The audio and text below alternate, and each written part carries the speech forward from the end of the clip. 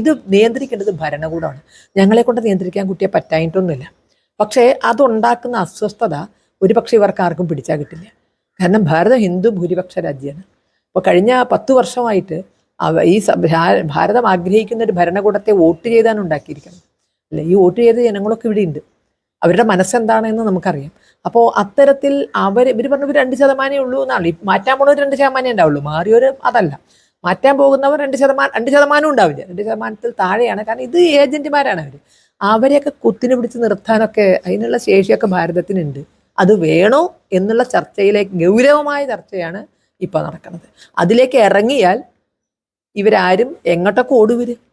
ഇപ്പോൾ മറ്റേ രാജസ്ഥാനിലേക്ക് ഓടി, നാളെ ഛത്തീസ്ഗഡിലേക്ക് ഓടി, നാളെ രാജസ്ഥാനിലേക്ക് ഓടും. ഇവർ ഓടി തോൽക്കുകയുള്ളൂ. അല്ലാതെ ഇത് നിയന്ത്രിക്കാൻ ഒരു പക്ഷേ കാട്ടുതീ നിയന്ത്രിക്കാൻ ഇന്നത്തെ ആധുനിക സംവിധാനങ്ങൾ ഉപയോഗിച്ച് പോലും സാധ്യമല്ല.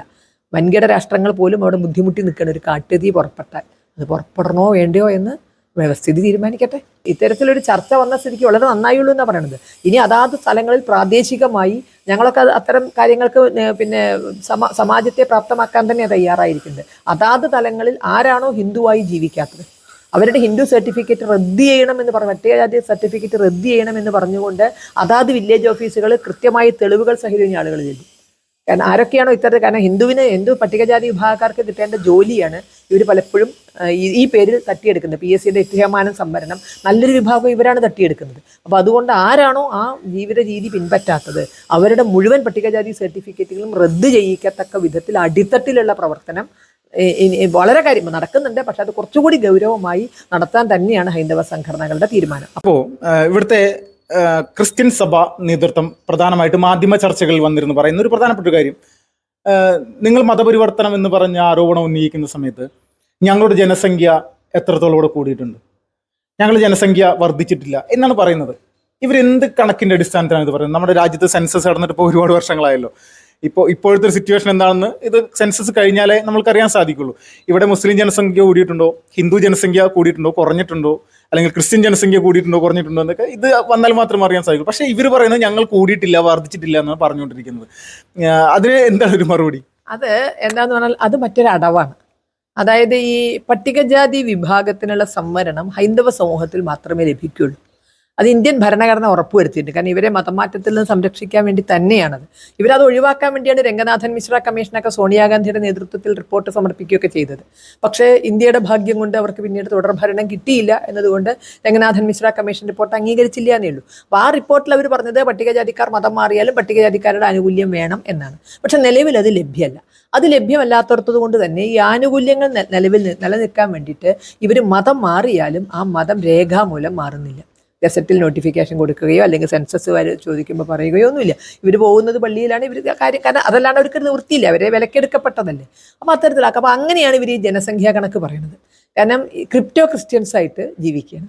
ഇപ്പോൾ നമ്മളറിയാം ഒരുപാട് നമ്മളൊക്കെ ചർച്ച ചെയ്ത കേരളത്തിൽ നിന്നുള്ള പല പട്ടികജാതി സംവരണ സീറ്റുകളിൽ നിന്ന് മത്സരിച്ചവരുടെ കാര്യമൊക്കെ നമുക്കറിയാം.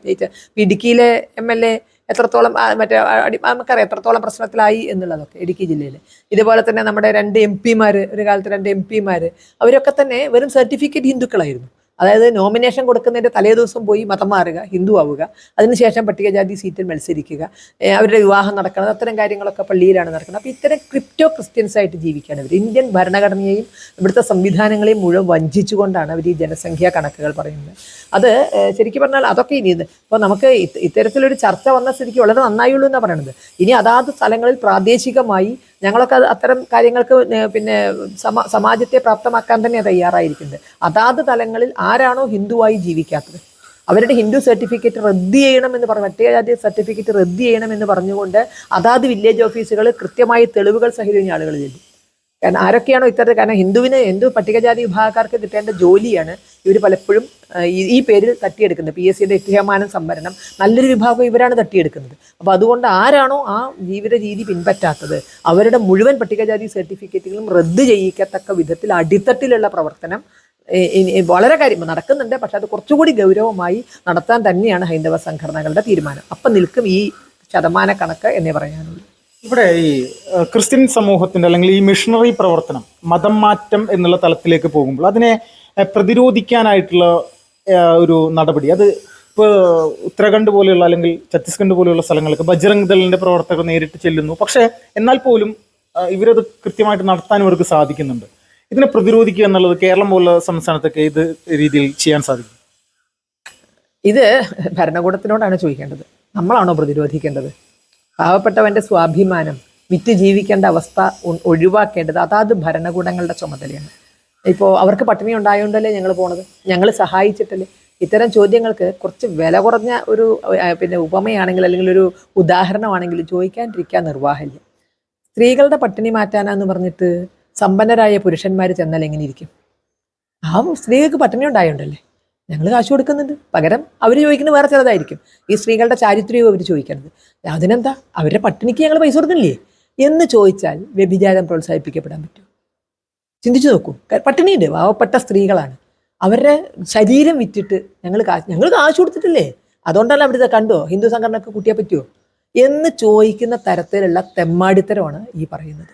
അവർക്ക് പട്ടിണി ഉണ്ടായതുകൊണ്ടല്ലേ ഞങ്ങൾ. അപ്പം ഇത് നിയന്ത്രിക്കേണ്ടത് ഭരണകൂടമാണ്. ഞങ്ങളെ കൊണ്ട് നിയന്ത്രിക്കാൻ കുട്ടിയെ പറ്റായിട്ടൊന്നുമില്ല. പക്ഷേ അതുണ്ടാക്കുന്ന അസ്വസ്ഥത ഒരുപക്ഷെ ഇവർക്ക് ആർക്കും പിടിച്ചാൽ കിട്ടില്ല. കാരണം ഭാരതം ഹിന്ദു ഭൂരിപക്ഷ രാജ്യമാണ്. അപ്പോൾ കഴിഞ്ഞ 10 വർഷമായിട്ട് ഭാരതം ആഗ്രഹിക്കുന്ന ഒരു ഭരണകൂടത്തെ വോട്ട് ചെയ്താണ് ഉണ്ടാക്കിയിരിക്കുന്നത് അല്ലേ. ഈ വോട്ട് ചെയ്ത ജനങ്ങളൊക്കെ ഇവിടെ ഉണ്ട്. അവരുടെ മനസ്സെന്താണെന്ന് നമുക്കറിയാം. അപ്പോൾ അത്തരത്തിൽ ഇവർ പറഞ്ഞു 2% ഉള്ളൂ എന്നാണ്. മാറ്റാൻ പോകുന്നവർ 2% ഉണ്ടാവുള്ളൂ, മാറിയവർ അതല്ല. മാറ്റാൻ പോകുന്നവർ 2% ഉണ്ടാവില്ല, 2% താഴെയാണ്. കാരണം ഇത് ഏജന്റുമാരാണ് അവർ. അവരെയൊക്കെ കുത്തിനെ പിടിച്ച് നിർത്താനൊക്കെ അതിനുള്ള ശേഷിയൊക്കെ ഭാരതത്തിനുണ്ട്. അത് വേണോ എന്നുള്ള ചർച്ചയിലേക്ക്, ഗൗരവമായ ചർച്ചയാണ് ഇപ്പോൾ നടക്കുന്നത്. അതിലേക്ക് ഇറങ്ങിയാൽ ഇവരാരും എങ്ങോട്ടൊക്കെ ഓടുവരും. ഇപ്പോൾ മറ്റേ രാജസ്ഥാനിലേക്ക് ഓടി, നാളെ ഛത്തീസ്ഗഡിലേക്ക് ഓടി, നാളെ രാജസ്ഥാനിലേക്ക് ഓടും. ഇവരെ ഓടി തോൽക്കുകയുള്ളൂ. അല്ലാതെ ഇത് നിയന്ത്രിക്കാൻ ഒരു പക്ഷേ കാട്ടുതീ നിയന്ത്രിക്കാൻ ഇന്നത്തെ ആധുനിക സംവിധാനങ്ങൾ ഉപയോഗിച്ച് പോലും സാധ്യമല്ല. വൻകിട രാഷ്ട്രങ്ങൾ പോലും അവിടെ ബുദ്ധിമുട്ടി നിൽക്കണം ഒരു കാട്ടുതീ പുറപ്പെട്ടാൽ. അത് പുറപ്പെടണോ വേണ്ടയോ എന്ന് വ്യവസ്ഥിതി തീരുമാനിക്കട്ടെ.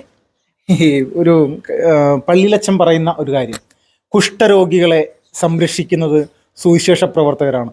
നിങ്ങൾ ഏതെങ്കിലും ഹിന്ദു സംഘടനകൾ ഇത് ചെയ്യാൻ പോകാറുണ്ടോ? അവരെ സംരക്ഷിക്കാനുള്ള എന്തെങ്കിലും സംവിധാനങ്ങൾ ഉണ്ടാക്കിയിട്ടുണ്ടോ? ഞങ്ങളാണ് ചെല്ലുന്നത്, ഞങ്ങൾ കന്യാസ്ത്രീമാരാണ് ചെല്ലുന്നത്, ഞങ്ങൾക്കിത് മദർ തെരേസയിൽ നിന്ന് കിട്ടിയ ഒരു പാരമ്പര്യമാണ് എന്നുള്ള രീതിയിലൊക്കെയാണ് ഇന്ത്യയിൽ ഇങ്ങനെ ചെയ്യുന്നത്. ഇങ്ങനെ ഉള്ള ചില കാര്യങ്ങൾ പറയുമ്പോൾ ഏതെങ്കിലും സമയത്ത് ഇവിടുത്തെ ഹിന്ദു സംഘടനകൾ പ്രതിരോധത്തിലാവുന്നൊരവസ്ഥയുണ്ടോ? ഇവിടെ കന്യാസ്ത്രീകൾ കർത്താവിനോട് പ്രാർത്ഥിച്ച് വസൂരി തിരിച്ചു കൊണ്ടുവരാൻ മതിയായിരുന്നു. കാരണം ഞങ്ങൾ വസൂരി രോഗികളെ സംരക്ഷിക്കുന്നു എന്ന് പറഞ്ഞെങ്കിൽ വസൂരി രോഗികൾ വേണ്ടേ? കുഷ്ഠരോഗമൊക്കെ നിർമ്മാർജ്ജനം ചെയ്യണമെന്നാണ് ഒരു രാഷ്ട്രത്തിന്റെ വെല്ലുവിളി.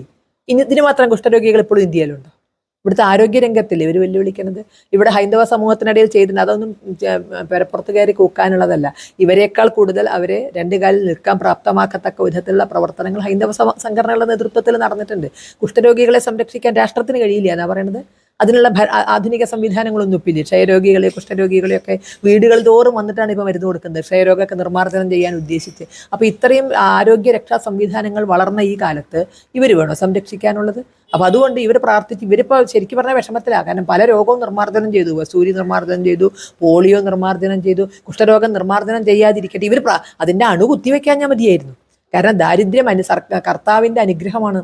അതുകൊണ്ടാണല്ലോ, ദാരിദ്ര്യം ഉള്ളതുകൊണ്ടാണല്ലോ ഇവർക്ക് കർത്താവിനെ അറിയാൻ പറ്റിയതെന്ന് പറഞ്ഞത് നിർമ്മലയാണ്, സിസ്റ്റർ നിർമ്മലയാണ്, മറ്റേ മദർ തെരേസയുടെ ശിഷ്യാണ് പറഞ്ഞത്. അപ്പോൾ ദാരിദ്ര്യം ഉണ്ടാവണം, എന്നാലേ ഇവർക്ക് കർത്താവിനെ അറിയാൻ പറ്റുള്ളൂ. അതുപോലെ കുഷ്ഠരോഗം ഉണ്ടായാലാണ് ഇവർക്ക് സേവിക്കാൻ പറ്റുള്ളൂ. അതുകൊണ്ട് കാരണം വല്ലാത്ത എന്ത് വൃത്തികെട്ട കളി ഇവർ കളിക്കും. അതുകൊണ്ട് കുഷ്ഠരോഗത്തിൻ്റെ അണുക്കളെയൊന്നും കുത്തിവെച്ച് സേവിക്കാൻ മാത്രം കുഷ്ഠരോഗികളെ ഉണ്ടാക്കാതിരിക്കാൻ കർത്താവ് ഇവർക്ക് തോന്നിക്കട്ടെ എന്ന് മാത്രമേ പറയാനുള്ളൂ. ഇപ്പോൾ അവസാനമായിട്ട് ടീച്ചർ, ഇപ്പോൾ രാജ്യത്ത് ക്രിസ്ത്യൻ മത മിഷണറി ഈ ടീം മതപരിവർത്തനം നടത്തിയിട്ടുള്ള ആളുകൾ ആയിരക്കണക്കിന്, 10,000-കണക്കിന് അല്ലെങ്കിൽ ലക്ഷങ്ങളുണ്ടെന്ന് വിശ്വസിക്കുന്നുണ്ട്. ഉണ്ടത്. പക്ഷേ ഇവർക്ക് കച്ചവടം വല്ലാതെ ലാഭകരാവില്ല. പണ്ട് എൻ്റെ ഒരു സുഹൃത്തായ ഒരു പള്ളിയിലച്ചൻ പറഞ്ഞിട്ടുണ്ട്, നിങ്ങൾ എന്തിനാ ഇങ്ങനെ വേവലാതിപ്പെടുന്നത്, ഞങ്ങളാണ് വേവലാതിപ്പെടേണ്ടത്. അദ്ദേഹം പറഞ്ഞു, കാരണം ഞങ്ങൾ കോടിക്കണക്കിന് രൂപ ചെലവഴിക്കുന്നു, ആയിരക്കണക്കിന് പ്രവർത്തകർ ഇറങ്ങണു ഇന്ത്യയെ സുവിശേഷത്തിൻ്റെ വഴിക്ക് കൊണ്ടുപോകാൻ. ക്രൈസ്തവ രാജ്യം അദ്ദേഹം തുറന്നു പറഞ്ഞു, ക്രൈസ്തവ രാജ്യമാക്കാൻ ഞങ്ങൾ പണം പറ്റിക്കൊണ്ട് തന്നെ ആയിരക്കണക്കിന് ആളുകൾ ഇന്ത്യക്കകത്ത് പ്രവർത്തിക്കുന്നുണ്ട്. അത് ചുമതലയിൽപ്പെട്ടവരും അതല്ലാതെയും കമ്മീഷൻ ഏജന്റുമാരായും കോടിക്കണക്കിന് രൂപ, അതേപോലെ തന്നെ ആയിരക്കണക്കിന് പ്രസിദ്ധീകരണങ്ങൾ, ലഘുലേഖകൾ, ഇങ്ങനെ ഞങ്ങളിവിടെ പറന്നു വിട്ട്. പക്ഷെ ഞങ്ങൾക്ക് കച്ചവടം നഷ്ടമാണ്. അദ്ദേഹം പറയുന്നത് എന്താ വെച്ചാൽ, ഞങ്ങൾ കൊണ്ടു കൊടുത്താൽ, അരി കൊണ്ടു കൊടുത്താൽ, പയർ കൊണ്ടു കൊടുത്താൽ, സാധനം കൊണ്ടു കൊടുത്താൽ, അല്ലെങ്കിൽ എന്തെങ്കിലുമൊക്കെ പറഞ്ഞാൽ ഞങ്ങൾ രോഗം മാറ്റുമെന്നൊക്കെ പറഞ്ഞാൽ ഇവർ ഞങ്ങളുടെ കൂടെ പോരും. ഇവർ ഞങ്ങളുടെ കൂടെ പോരും. ശരിയാണ്, ഞങ്ങൾ കൊണ്ടുപോയിട്ട് ക്രിസ്തുവിൻ്റെ ഫോട്ടോ കൊടുക്കുക. അപ്പോൾ അവർ ഹനുമാൻ്റെ കൂടെ കൃഷ്ണൻ്റെ കൂടെ വെക്കും. ഞങ്ങളത് മതി എന്ന് പറയും. കുറച്ച് കഴിഞ്ഞാൽ ഞങ്ങൾ പറയും ബാക്കിയൊക്കെ എടുത്ത് കളയാൻ പറയും. അവർ ബാക്കിയൊക്കെ എടുത്ത് കളയും. അതൊക്കെ ശരിയാണ്. പക്ഷെ ഇതൊന്നും നീണ്ടു നിൽക്കില്ല. അപ്പം അദ്ദേഹം പറഞ്ഞു തമിഴ്നാട്ടിൽ മതം മാറ്റം, ഈ കൊണ്ടു കൊടുത്തതൊക്കെ മേടിച്ച് പെട്ടെന്ന് അവർ ക്രിസ്തുവാണ് എല്ലാം എന്നൊക്കെ പറയും. പക്ഷെ മണ്ഡലകാലം വന്നാൽ ഇവർ എവിടുന്നേലും ഒരു ശരണം വിളി കേട്ടാൽ ഇവരൊരു മാലി എടുത്ത് കഴുത്തിലിട്ടിട്ട് സ്വാമിയെ ശരണമയ്യപ്പോ എന്ന് വിളിച്ച് ഇവർ മല കയറുമ്പോൾ കാശ് കൊടുത്ത് പിന്നാലെ നടന്ന അച്ഛൻ ഗോപി. അപ്പം ഞങ്ങൾക്കാണ് ശരിക്കും പറഞ്ഞാൽ ഞങ്ങളാണ് വേവലാതിപ്പെടുന്നത് എന്ന് അദ്ദേഹം വളരെ കൃത്യമായി പറഞ്ഞു. കാരണം ഞങ്ങൾ അത്രയും അധ്വാനം ഇവിടെ ചെയ്യുന്നുണ്ട്. പക്ഷെ ഭാരതീയൻ്റെ മനസ്സിൽ ഹിന്ദു ധർമ്മം അടിത്തട്ടിൽ ഉറച്ചിട്ടുണ്ട്. അത് തുടച്ചു മാറ്റുക എന്നുള്ളത് എളുപ്പമല്ല. അത് എളുപ്പമായിരുന്നെങ്കിൽ 1000 വർഷത്തോളമുള്ള വൈദേശിക ഭരണം ഇവിടെ നടന്നപ്പോൾ ഇസ്ലാമിക ശക്തികളും ക്രൈസ്തവ ശക്തികളും നടന്നിരുന്നു, അവർ വിചാരിച്ചിട്ടുണ്ട്. പക്ഷേ അത് സാധിക്കാതെ വന്നത് ഭാരതീയൻ്റെ മനസ്സിൽ രൂഢമൂലമാണ് മതം.